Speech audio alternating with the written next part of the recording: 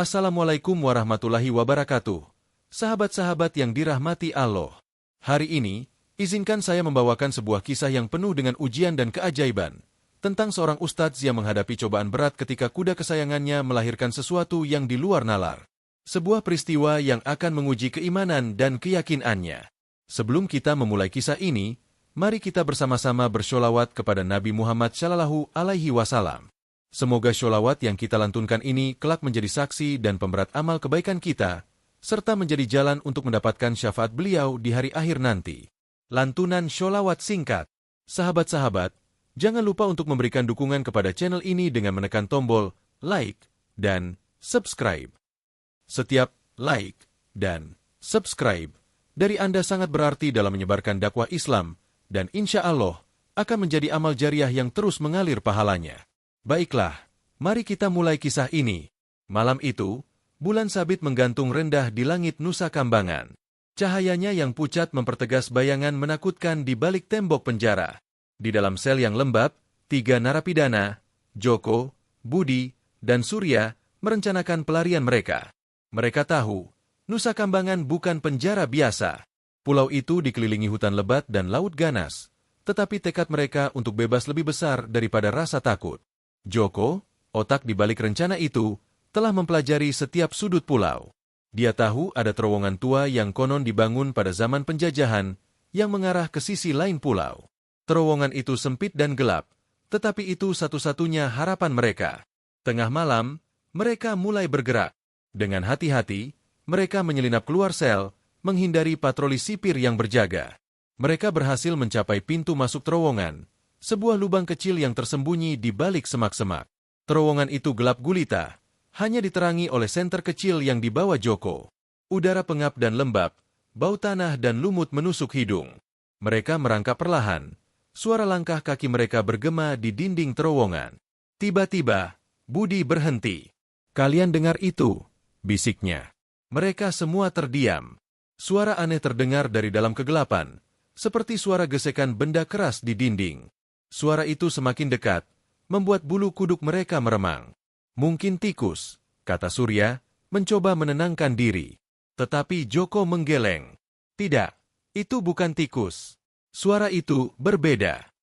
Mereka melanjutkan perjalanan, tetapi suara itu terus mengikuti mereka, semakin dekat. Semakin dalam mereka masuk ke terowongan, semakin kuat suara itu. Mereka mulai merasa ada sesuatu yang tidak beres. Tiba-tiba, senter Joko mati. Kegelapan total menyelimuti mereka. Suara itu semakin dekat, seperti napas berat di belakang telinga mereka. Mereka meraba-raba dalam kegelapan, mencoba menemukan jalan keluar. "Kita harus keluar dari sini," teriak Budi panik. Mereka berlari dalam kegelapan. Suara itu terus mengejar mereka. Mereka tidak tahu apa yang mengejar mereka, tetapi mereka tahu itu bukan sesuatu yang baik. Akhirnya, mereka melihat cahaya di ujung terowongan. Mereka berlari sekuat tenaga, tetapi suara itu semakin dekat, seperti tangan tak terlihat yang mencoba meraih mereka. Mereka bersembunyi di dalam gua, jantung mereka berdebar kencang. Suara langkah kaki itu semakin dekat, dan mereka bisa mendengar suara napas berat, seperti binatang buas yang mengendus-endus. "Apa itu?" bisik Surya, suaranya bergetar. "Aku tidak tahu," jawab Joko, matanya menatap kegelapan di luar gua. "Tapi apapun itu bukan manusia." Mereka berdiam diri, menahan napas, berharap apapun itu akan pergi. Tetapi suara itu terus mendekat, dan mereka bisa mendengar suara gesekan di dinding gua, seperti cakar yang menggaruk batu. Tiba-tiba, suara itu berhenti. Mereka terdiam, menunggu dengan tegang. Kemudian, mereka mendengar suara mendengus, diikuti dengan suara gemerisik daun-daun kering.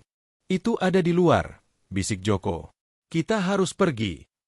Mereka perlahan-lahan merangkak keluar dari gua, berhati-hati agar tidak membuat suara. Mereka melihat sekeliling, tetapi tidak ada apapun di sana. Hanya kegelapan dan pepohonan yang menjulang tinggi.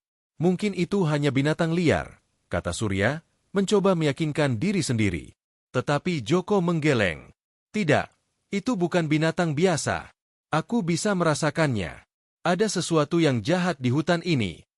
Mereka terus berjalan, tetapi mereka tidak bisa menghilangkan perasaan bahwa mereka sedang diawasi. Setiap suara kecil membuat mereka melompat, dan setiap bayangan membuat mereka bergidik. Mereka akhirnya mencapai pantai, tetapi perahu mereka hilang. Mereka panik, tidak tahu harus berbuat apa. Mereka tahu, mereka tidak bisa kembali ke penjara, tetapi mereka juga tidak bisa tinggal di pulau ini. Kita harus mencari tempat berlindung, kata Joko. Kita tidak bisa tinggal di sini sepanjang malam. Mereka menemukan sebuah gubuk tua yang tersembunyi di balik pepohonan. Gubuk itu reot dan berdebu, tetapi itu lebih baik daripada tidak sama sekali. Mereka masuk dan menutup pintu, mencoba untuk beristirahat. Tetapi mereka tidak bisa tidur. Suara-suara aneh dari hutan terus menghantui mereka, dan mereka merasa seperti ada sesuatu yang mengawasi mereka dari kegelapan. Mereka tahu, mereka tidak aman di pulau ini. Malam itu terasa sangat panjang. Setiap suara kecil dari luar gubuk membuat jantung mereka berdebar kencang. Mereka saling berpandangan, ketakutan terpancar jelas di mata mereka. Kita harus bertahan sampai pagi, kata Joko, mencoba menenangkan diri. Begitu matahari terbit, kita akan mencari jalan keluar dari pulau ini. Tetapi malam itu seolah tidak mau berakhir. Suara-suara aneh dari hutan terus menghantui mereka, dan perasaan bahwa mereka sedang diawasi semakin kuat. Mereka merasa seperti ada sesuatu yang mengintai mereka dari kegelapan, sesuatu yang jahat dan haus darah. Tiba-tiba, mereka mendengar suara ketukan di pintu gubuk. Ketukan itu pelan, tetapi cukup keras untuk membuat mereka semua terlonjak kaget. Mereka saling berpandangan, ketakutan. "Siapa itu?" bisik Surya, suaranya bergetar. Tidak ada jawaban. Ketukan itu diulang lagi, kali ini lebih keras. "Jangan buka pintunya," kata Joko, suaranya tegang. "Siapapun itu, kita tidak boleh percaya padanya." Mereka berdiam diri, menahan napas, berharap apapun itu akan pergi. Tetapi ketukan itu terus berlanjut, semakin keras dan semakin mendesak.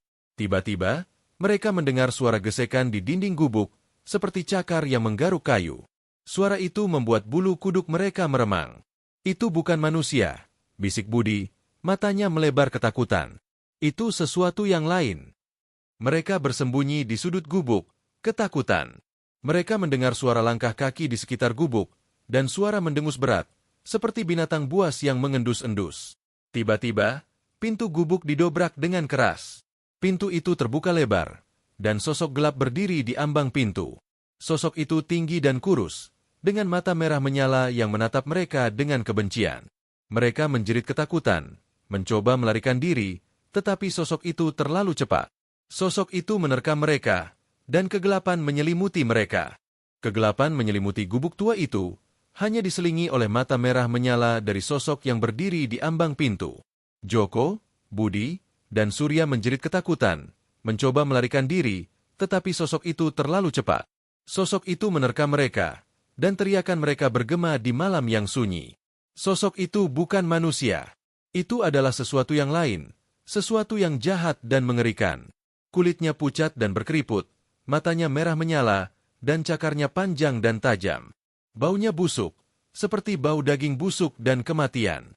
Sosok itu menyerang mereka dengan brutal, mencakar dan menggigit mereka dengan ganas. Mereka mencoba melawan, tetapi mereka tidak berdaya melawan kekuatan makhluk itu. Teriakan mereka bergema di malam yang sunyi, tetapi tidak ada yang datang untuk membantu mereka. Sosok itu terus menyerang mereka, sampai mereka semua terbaring tak bergerak di lantai gubuk. Darah mereka menggenangi lantai, dan bau kematian memenuhi udara. Sosok itu berdiri di atas mayat mereka, matanya merah menyala menatap kegelapan. Kemudian, sosok itu menghilang ke dalam hutan, meninggalkan gubuk tua itu dalam keheningan yang mengerikan. Hutan itu sunyi, hanya suara ombak yang menghantam pantai yang terdengar. Malam itu, 3 narapidana telah mencoba melarikan diri dari Nusa Kambangan, tetapi mereka telah menemukan nasib yang mengerikan. Keesokan harinya, penjaga penjara menemukan gubuk tua itu. Mereka menemukan mayat Joko, Budi, dan Surya terbaring di lantai dalam genangan darah mereka sendiri. Wajah mereka dipenuhi ketakutan, dan tubuh mereka penuh dengan luka cakaran dan gigitan. Penjaga penjara ketakutan. Mereka tahu, sesuatu yang jahat telah terjadi di pulau itu. Mereka tahu, Nusa Kambangan bukan hanya penjara, tetapi juga tempat di mana hal-hal mengerikan bersembunyi di balik kegelapan. Mereka membawa mayat-mayat itu kembali ke penjara, dan mereka mengunci pintu gerbang dengan rapat. Mereka tahu, mereka tidak aman di pulau ini. Mereka tahu, sosok itu masih berkeliaran di hutan, menunggu mangsa berikutnya. Berita tentang kematian 3 narapidana itu menyebar dengan cepat di seluruh penjara. Para narapidana ketakutan, dan para penjaga penjara pun tidak kalah takutnya. Mereka tahu, ada sesuatu yang jahat di pulau itu, sesuatu yang tidak bisa mereka pahami. Legenda tentang makhluk itu mulai beredar di antara para narapidana. Konon, makhluk itu adalah arwah dari seorang narapidana yang mati dengan cara yang mengerikan di Nusa Kambangan. Arwahnya terjebak di pulau itu, dan dia haus akan darah dan balas dendam. Konon, dia hanya keluar pada malam hari, mengintai mangsanya di hutan yang gelap. Dia bisa berwujud apa saja, tetapi dia selalu memiliki mata merah menyala dan cakar yang tajam. Para narapidana menyebutnya penjaga Nusa Kambangan. Mereka percaya, dia adalah penjaga pulau itu, memastikan bahwa tidak ada yang bisa melarikan diri. Mereka percaya, dia adalah hukuman bagi mereka yang berani menentang aturan pulau itu. Para penjaga penjara mencoba untuk menyangkal legenda itu, tetapi mereka tidak bisa mengabaikan bukti yang ada di depan mata mereka. Mayat Joko, Budi, dan Surya adalah bukti nyata bahwa ada sesuatu yang jahat di pulau itu. Mereka meningkatkan keamanan di penjara, tetapi mereka tahu, itu tidak akan cukup. Mereka tahu, mereka tidak bisa menghentikan penjaga Nusa Kambangan. Dia terlalu kuat, terlalu jahat. Malam demi malam, teror itu terus berlanjut. Para narapidana menghilang satu persatu, dan mayat mereka ditemukan di hutan, penuh dengan luka cakaran dan gigitan. Para penjaga penjara tidak berdaya. Mereka hanya bisa menyaksikan dengan ngeri saat pulau itu perlahan-lahan berubah menjadi neraka. Nusa Kambangan, yang dulunya adalah penjara yang menakutkan, sekarang menjadi tempat yang lebih menakutkan lagi. Itu adalah tempat di mana kematian dan teror berkuasa, dan di mana arwah-arwah yang tersiksa bergentayangan di malam hari. Di dalam kegelapan penjara, para narapidana berkumpul dalam kelompok-kelompok kecil, berbisik-bisik tentang penjaga Nusa Kambangan. Mereka takut, tetapi mereka juga penasaran. Mereka ingin tahu lebih banyak tentang makhluk itu, tentang asal-usulnya, tentang kelemahannya. Seorang narapidana tua, yang dikenal sebagai Mbah Surip, mengaku tahu lebih banyak tentang makhluk itu daripada yang lain. Dia mengatakan bahwa penjaga Nusa Kambangan bukanlah arwah biasa. Dia adalah makhluk yang sangat kuat, yang terikat pada pulau itu oleh ritual terlarang. Ritual itu, kata Mbah Surip, dilakukan oleh para narapidana yang mati di Nusa Kambangan. Mereka ingin membalas dendam pada dunia, pada orang-orang yang telah mengurung mereka di pulau itu. Mereka ingin memastikan bahwa tidak ada yang bisa melarikan diri dari pulau itu, bahwa semua orang akan menderita seperti mereka. Ritual itu membutuhkan pengorbanan manusia, dan para narapidana yang mati itu telah memberikan pengorbanan mereka sendiri. Mereka telah memberikan jiwa mereka kepada penjaga Nusa Kambangan, dan sebagai imbalannya, penjaga Nusa Kambangan memberi mereka kekuatan untuk mengendalikan pulau itu. Mbah Surip mengatakan bahwa satu-satunya cara untuk mengalahkan penjaga Nusa Kambangan adalah dengan mematahkan ritual itu. Tetapi ritual itu sangat kuat, dan hanya orang yang sangat kuat yang bisa mematahkannya. Para narapidana ketakutan. Mereka tahu, mereka tidak memiliki kekuatan untuk mematahkan ritual itu. Mereka tahu, mereka terjebak di pulau itu selamanya. Tetapi seorang narapidana muda, yang dikenal sebagai Reno, menolak untuk menyerah. Dia percaya, ada cara untuk mengalahkan penjaga Nusa Kambangan. Dia percaya, ada harapan. Reno adalah seorang narapidana yang cerdas dan berani. Dia telah mempelajari legenda tentang penjaga Nusa Kambangan, dan dia percaya bahwa dia telah menemukan kelemahan makhluk itu. Dia mengatakan kepada para narapidana lain bahwa penjaga Nusa Kambangan terikat pada pulau itu oleh kutukan. Kutukan itu membuatnya kuat di pulau itu, tetapi juga membuatnya lemah di luar pulau itu. Reno mengatakan bahwa jika mereka bisa membawa penjaga Nusa Kambangan keluar dari pulau itu, mereka bisa mengalahkannya. Rencana Reno adalah rencana yang berani, bahkan nekat. Hikmah dari kisah ini adalah tentang keimanan dan keyakinan yang diuji. Bahwa dalam setiap ujian yang Allah berikan, pasti ada hikmah dan pelajaran yang bisa kita ambil. Seperti firman Allah dalam Al-Quran, Surat Al-Baqarah ayat 286. Allah tidak membebani seseorang melainkan sesuai dengan kesanggupannya. Ia mendapat pahala dari kebajikan yang diusahakannya dan ia mendapat siksa dari kejahatan yang dikerjakannya. 1. Mereka berdoa, "Ya Tuhan kami, janganlah Engkau hukum kami jika kami lupa atau kami tersalah." Ya Tuhan kami, janganlah Engkau bebankan kepada kami beban yang berat sebagaimana Engkau bebankan kepada orang-orang sebelum kami.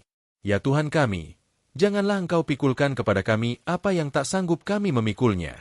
Beri maaflah dua kami, ampunilah kami, dan rahmatilah kami. Engkaulah penolong kami, maka tolonglah kami terhadap kaum yang kafir. Quran Surah Al-Baqarah 286, ayat 3. Kisah ini adalah fiktif belaka, yang dibuat menyerupai kenyataan, semata-mata untuk diambil hikmah dan pelajarannya. Semoga kita semua bisa mengambil pelajaran dari kisah ini, dan senantiasa meningkatkan keimanan dan ketakwaan kita kepada Allah. Terima kasih telah menyimak kisah ini. Jika sahabat-sahabat menyukai cerita ini, jangan lupa untuk memberikan like, subscribe, dan tuliskan komentar Anda di bawah. Semoga kita semua senantiasa dalam lindungan Allah.